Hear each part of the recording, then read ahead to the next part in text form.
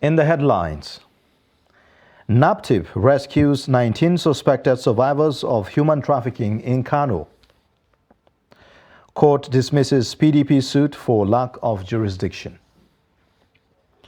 Court fixes Wednesday to rule on FG suit against ASU as protesting students block Lagos Airport Road. Away from Nigeria, national mourning ends in Britain after Queen's funeral. Hello and welcome to Trust News Update. I am Ayuba Ilya. Thank you for joining.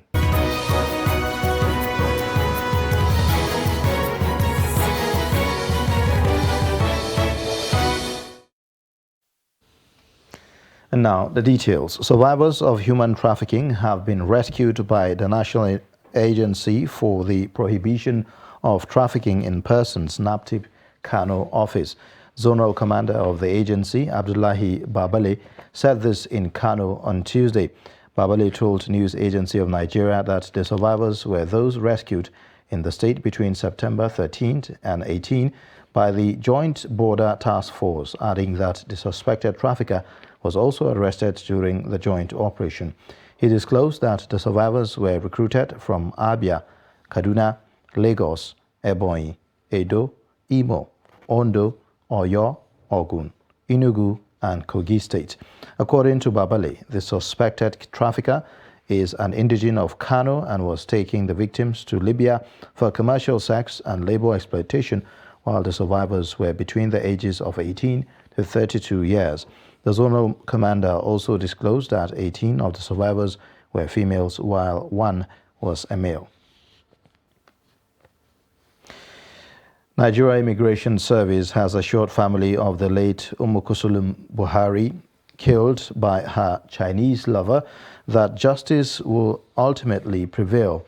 Kano State Controller of the service, Mustafa Ahmed, gave the assurance when he paid condolence visit to the family.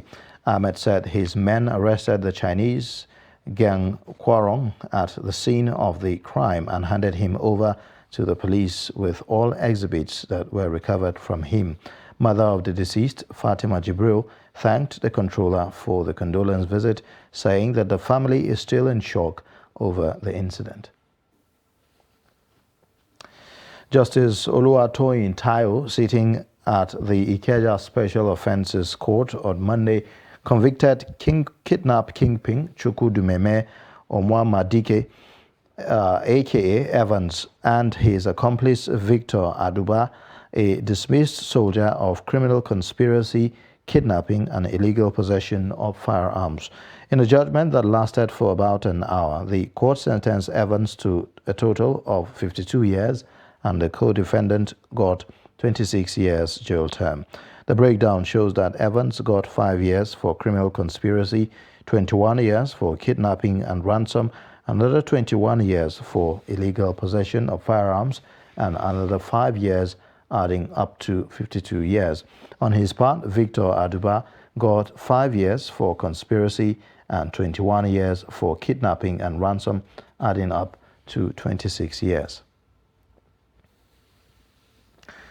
Now, candidates aspiring to represent Kwara South Senatorial District at the National Assembly have pledged to tackle the rising security challenge and poverty in the area if elected. They made the pledge in Ilorin during a debate organized by the Kwara South Consultative Youth Forum. The report. The debate was organized by some Kwara South youths to fill the polls of those aspiring to represent them either at the Senate or House of Representatives.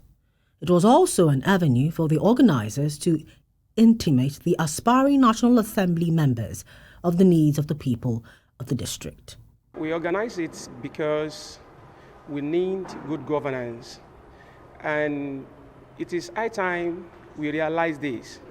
The majority of our representatives needs to know why they are representing us, and it is good time to let them realize that you are representing us, you are not representing yourself. And that is why we come up with this type of program. We want to let them know that we exist. The people lament the security challenges in the area is discouraging investment. They stressed the need to promote policies that will protect lives and property and address the high rate of armed robbery and kidnapping in the area. The candidates who identified unemployment and attendant poverty, especially among the youth, called for the establishment of farm settlements to encourage youths in agriculture. There's a general skepticism amongst our people. Loss of hope and faith in the process, lack of trust and frustration, economic hardship. Our people, even when they are employed, they are underemployed. You're working 2-3 jobs, but you don't have enough money to feed yourself or your family. So there's a lot of underemployment, unemployment. 7 out of 10 of our youth are unemployed. It's a problem, big problem. For the traditional rulers, politicians need to prioritize the welfare of their people. I believe it's because of level of poverty we find ourselves. I believe it's because of the bad leadership we have been producing, or maybe bad leadership that they are producing themselves every time. So please, I will just advise you when you get there, do what you can do maximally for your people to lift people out of poverty. Kwara South Senatorial District comprises 7 local government areas, namely Ekiti, Okeoro, Ofa, Ifelodun, Irepodun, Isin, and Oyo. A federal high court in Abuja on Monday dismissed a suit filed by the People's Democratic Party (PDP) challenging the legality of the substitution of placeholders by the All Progressives Congress (APC) and Labour Party with substantive presidential running mates.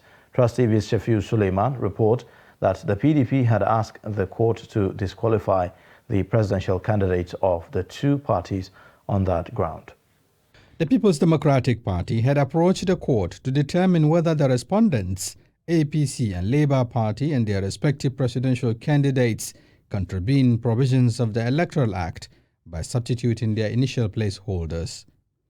While APC had Ibrahim Masari as placeholder, Doyin Okupe served as Labour Party placeholder before his replacement with Yusuf Datti, and Kashim Shatima replaced Masari in the APC. But in their submissions before Justice Donatus Okoronwo, defense counsels raised the issues of jurisdiction of the court to entertain the suit on the grounds that it is a pre-election matter which the plaintiff lacks locus to institute. There is evidence of a voluntary withdrawal of these candidates. So the court decided to align with our argument that the decision to withdraw is really the right thing to order. The court decided that the plaintiff lacks the local standard to constitute this action. And of course, the court didn't go into the merits of the case. The court held that it lacks jurisdiction to entertain this matter. In his judgment, Justice Donatus Okoronwo held that the court lacks jurisdiction to grant the reliefs sought by the applicants, as he upheld the respondent's argument that the plaintiff actually lacked the locus to institute the case. The trial judge then dismissed the case for want of jurisdiction and a lack of locus standi on the part of the People's Democratic Party to institute the case. Shafiu Suleiman, Trust TV News, Abuja. A federal high court sitting in Jalingo has nullified the governorship primary election that produced Senator Emmanuel Bwacha as the candidate of the APC for the 2023 election. The trial judge, in his ruling in a case filed by one of the governorship aspirants, David Sabo Kente, directed the Independent National Electoral Commission to conduct a fresh governorship primary in the state within 14 days. The court also ordered Bwacha to stop parading himself as the governorship candidate of the APC and INEC to stop recognizing Bwacha as a candidate. We'll be bringing you more details on the story as it unfolds. Now, the Speaker of the Imo State House of Assembly, Kennedy Ibe, has resigned his position as the Speaker of the House. Though the reason for his resignation has not been made public, the House, led by the Deputy Speaker, Amarachi Wanyao, has gone ahead to elect a new Speaker, Emeka Nduka, member representing the people of Iheme Mbano State constituency. Representing the new speaker to Governor Hope Uzodinma at the Government House in Owerri, the lawmakers highlighted the reasons for their action. The governor, in his remark, assured them of his continuous support in ensuring that they have facility for effective legislature. I also commend the wisdom of the former speaker, who have told us protected the new speaker. It is a big matter. Our democracy is growing, and by the grace of God, things like this are done without traffic. And I would like to step down and we swore in Emeka Luka as the new Speaker of the House of Assembly.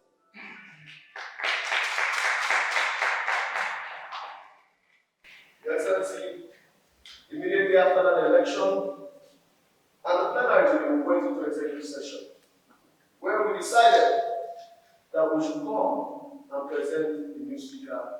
I'm not going to disappoint them, that by the special grace of God, that I'm going to live up to their expectations and up to the expectations of the people of Imo State and to the executive arm of government. I also said that the harmonious synergy that is existing already with the legislative arm and the executive arm will be a continuum to make sure that we give the people of Imo State the best dividends of democracy.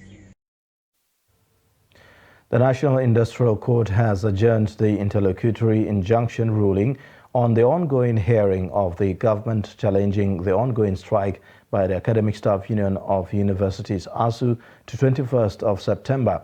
Noel Samson, who was at the court, tells us more. Going by the current development, prayers of millions of Nigerians concerning the ongoing industrial action by ASU will soon be answered.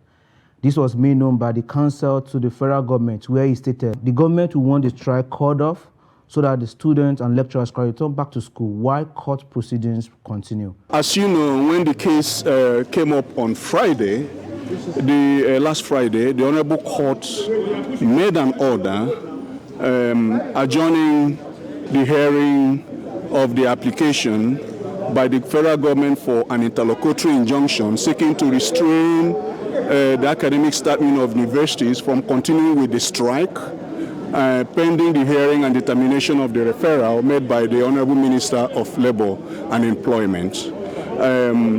When the matter came up this morning, we informed the court that we are ready to go on with the application, the business of the day.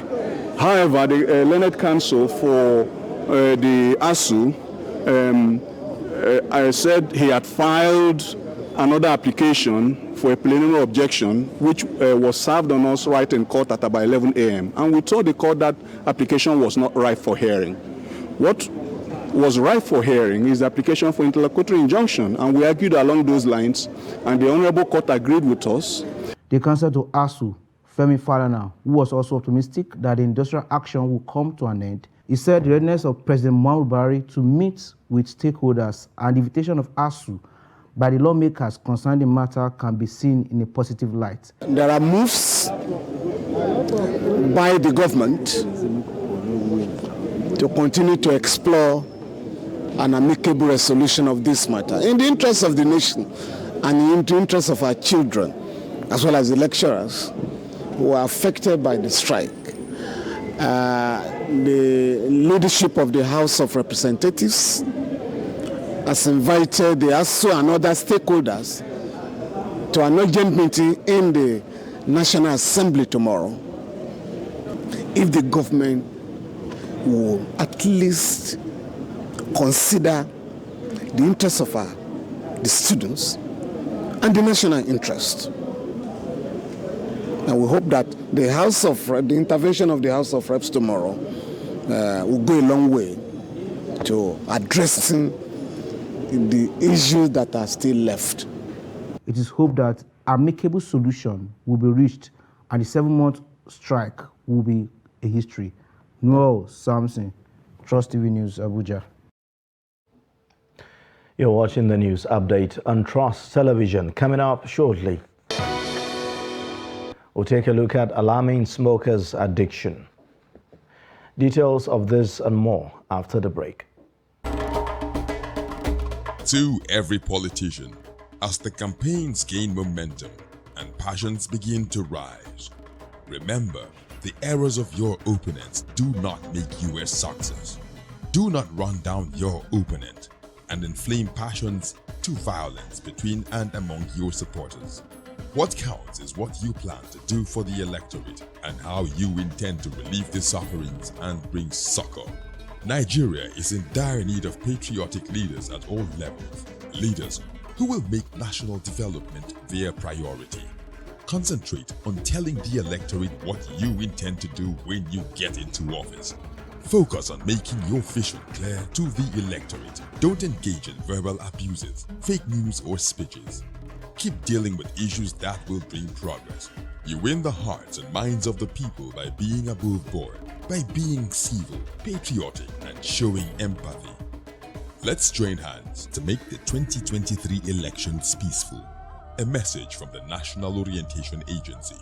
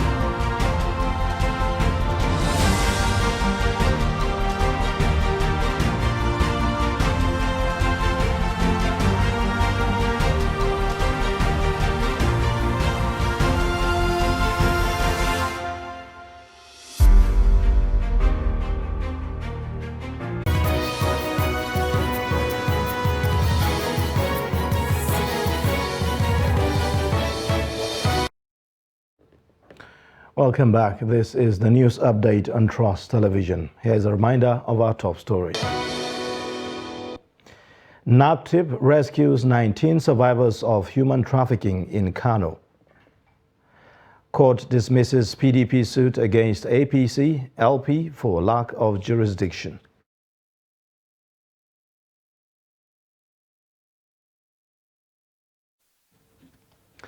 Now, elsewhere, commuters plying Yola-Mubi Highway, the gateway to the northern states of Adamawa, have called for urgent intervention to ease movement of goods and services.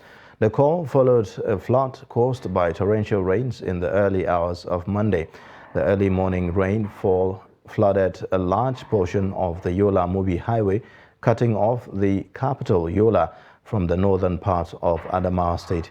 Commuters traveling from Yola to major northern Adamawa towns such as Song, Gombe, Hong, Mubi, Maiha, Michika, and Madagali, among others, had to stop on both sides of the flooded portion near Jabi Lamba. Travelers appealed to government at all levels, especially the federal government, to fix the road and save users from the stress associated with bad nature of the road.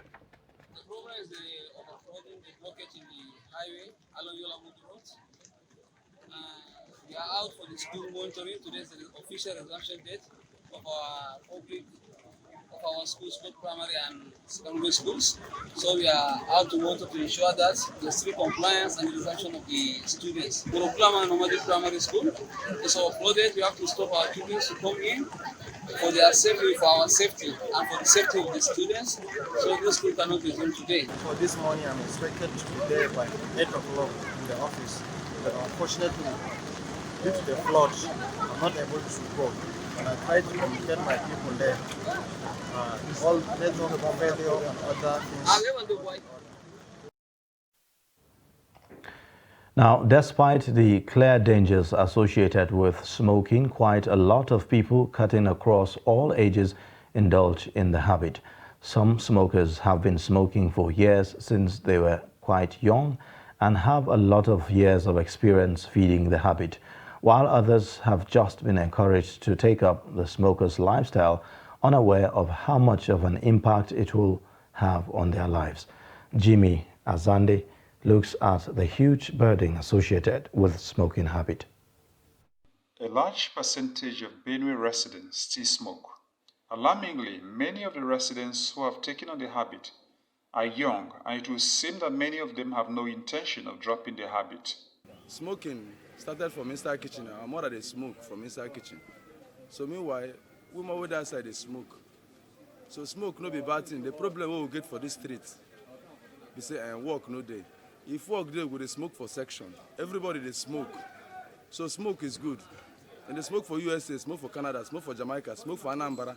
Even for Benue State here, we see they smoke. I just feel when I'm tensed up, I take it and They make me like say so many times I dey think about of life, something like that. My father, my mother, so many my friends. But me, my if I dey do the thing I dey think. How they see people for life.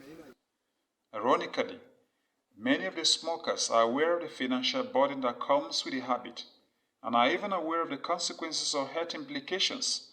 But these smokers say there is no cause to worry. Health implication for smoke, we say, my brother, make you chop belly food before you smoke. No carry hungry, they smoke. If you carry hungry, they smoke, you go die very young. Before you smoke cigarette, make sure you don't chop apple with or rice soup or rice and beans, this kind of 700 naira plate, with small chicken hand, before you go smoke. And while some smokers are already starting to experience some discomfort in their bodies, they cannot stop because they are already addicted to it. At times I feel my liver, my lungs are too heavy. I can't move fast. So I take this soda water to calm me down. Tunde just, good. Good. Health experts said the consequences of smoking are grievous and addiction can be controlled to save lives. Cancer of the liver, it causes a stroke, it causes diabetes, it causes damage to the body.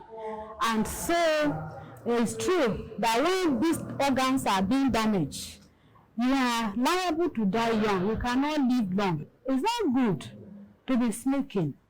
It's not food. You can't do without it. And those of you that have been smoking, I want to advise you to try and quit from it because it is life-threatening. There's a template on packs of cigarettes that warns that smokers are liable to die young. But in spite of the warnings and the health implications, the number of smokers of cigarettes and other substances is alarming.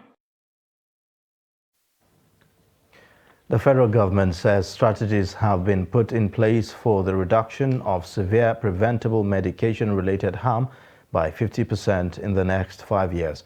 Minister of Health Osagi Ohanire stated this in Abuja on Monday at a news conference to commemorate the 2022 World Patient Safety Day. Ohanire, who was represented by the Director of Hospital Services, Adebimpe Adebiyi, in the ministry, said that the reduction will be making improvements at each stage of the medication process, including prescribing, dispensing, administering, and monitoring and use. According to him, on the reporting of medication errors is also an issue.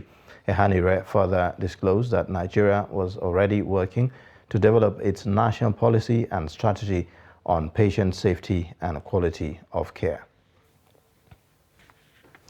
The Debt Management Office says Nigeria's total public debt stock, which was 41.60 trillion naira in March, rose to 42.84 trillion naira by June 2022. According to a statement obtained from DMO's website on Tuesday, the total debt represents the domestic and external debt stocks of the federal government of Nigeria, the 36 states governments, and the Federal Capital Territory. It, however, said that while the foreign component of the debt remained at the same level of 16.61 trillion naira, the local component increased to 26.23 trillion naira. The local component of the country's borrowings was 24.98 trillion naira as at March 30th. The DMO said that a larger percentage of the external debts were concessional and semi-concessional loans. Now, away from Nigeria, flags on British government buildings around the world are flying at full mast once again as the period of national mourning following the death of Queen Elizabeth II draws to a close. The Queen was buried in a private ceremony in Windsor on Monday evening following a state funeral in London and military procession to Windsor Castle. But the royal family will continue to observe another week of mourning. Senior royals are not expected to carry out any public duties during this time. Flags at royal residencies will remain at half-mast until 8 o'clock BST on 27th of September, the day after their mourning period ends. A Palestinian man has been killed during ongoing clashes between Palestinian fighters and Palestinian Authority securing forces in the Israeli-occupied West Bank city of Nablus. Local media identified the man as 53-year-old Firas Yaish. His death was announced at dawn on Tuesday. Witnesses as well as local journalists have said that Yaish was killed by PA police fire, but this has not yet been confirmed. An autopsy will be conducted later on Tuesday.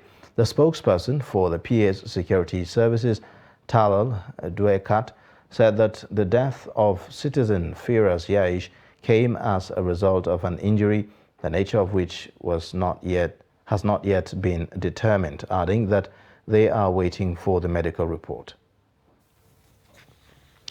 And in sports news, Liverpool captain Jordan Henderson has been added to the England squad for Nations League games against Italy and Germany.